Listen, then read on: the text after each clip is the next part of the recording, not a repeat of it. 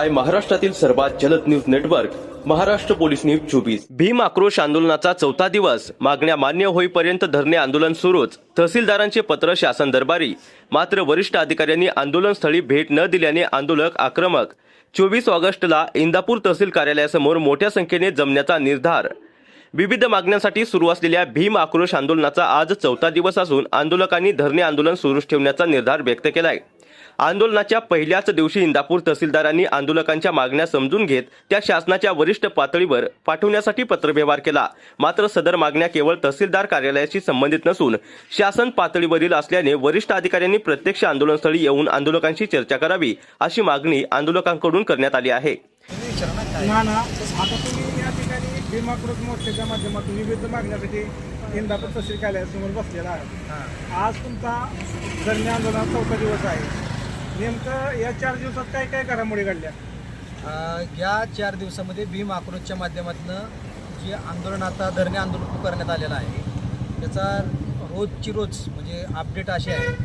पहिल्या दिवशी आम्ही या ठिकाणावरती बसलो, त्या दिवशी तहसीलदारांनी त्यांचं एक निवेदन आम्हाला सादर केलं। त्याच्यामध्ये त्यांनी सांगितलं की जी तुमच्या मागण्या आहेत त्या आम्ही वरिष्ठ पातळीवरती पाठवून दिलेल्या आहेत आणि त्या मागण्याची पूर्तता आम्ही करण्याचा प्रयत्न करू। त्याबद्दल त्यांनी आंदोलन स्थगित करावं अशा पद्धतीची मागणी केली। परंतु ज्या मागण्या आपण घेतलेल्या आहेत त्या तहसीलच्या लेवलला नाहीत, म्हणून त्यांनी वरिष्ठ पातळीवरून कुणीतरी शिष्टमंडळ आमच्या संग चर्चा केली पाहिजे। त्या भूमिकेसाठी आम्ही आतापर्यंत आंदोलन चालूच ठेवलेलं आहे। इथनंही पुढे ते आंदोलन चालूच राहणार आहे। आणि महत्त्वाची घटना की दुसऱ्या दिवशी आपण भीम आक्रोशच्या माध्यमातून भीम गीतांचा आक्रोश हा कार्यक्रम आयोजित करण्यात आला होता। त्याही माध्यमातून आपण गीतांचा कार्यक्रम ठेवून तेही सरकारपर्यंत पोहोचवण्याचं काम केलेलं आहे। त्याच्यानंतर कालही आम्ही तिथं बसलो आणि सर्व समाज बांधव या ठिकाणावरती बहुसंख्य आले। त्यांनी या आंदोलनासाठी पाठिंबा वाढत चाललेला आहे। हा समाजामध्ये चांगला संदेश जातोय। एकीची जी तयारी होती ती अत्यंत चांगली आहे आणि आजच्याही दिवसामध्ये आत्तापर्यंत कुठल्याही पद्धतीचं राज्य लेवलचे किंवा मंत्रिमंडळाचे किंवा शासकीय वरिष्ठ लेवलचे अधिकारी आत्तापर्यंत आम्हाला या आंदोलनात कोणी वरिष्ठ पातळीवरची भेट दिली गेलेली नाही। त्याच्यामुळे हे आंदोलन उग्र स्वरूपामध्ये आता प्रदापन करण्याच्या तयारीमध्ये आहे आणि त्याच्याच कामच्या संदर्भामध्ये आज आमची तांत्रिक सगळ्याची बैठक झालेली आहे आणि इथनं पुढचंही काम जे भीम आक्रोश मोर्चाच्या माध्यमातूनच केलं जाणार आहे। या ठिकाणावरती ज्यांना जे कुणी येत असतील, समाजामध्ये बांधव येत असतील, ते पत्रकार बंधूंनाही माझं सांगणं आहे जे काही इथं आत्ता चालू आहे ते सगळं भीम आक्रोश मोर्चाच्या माध्यमातून चालू आहे। ह्याच्यामध्ये कोणत्याही व्यक्तीचं, एका व्यक्तीचं कोणाचंही नेतृत्व नाही। हे जे सगळा जो समाज आहे हा सर्व जाती धर्माचा समाज याचं नेतृत्व करतोय।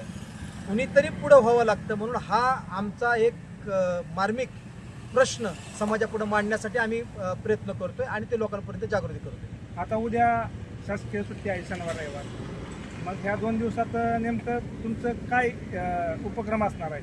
निश्चितच आमचं उद्याच्याला आणि परवाच्याला आमचं आंदोलन चालू आहे, स्थगित अजिबात नाही।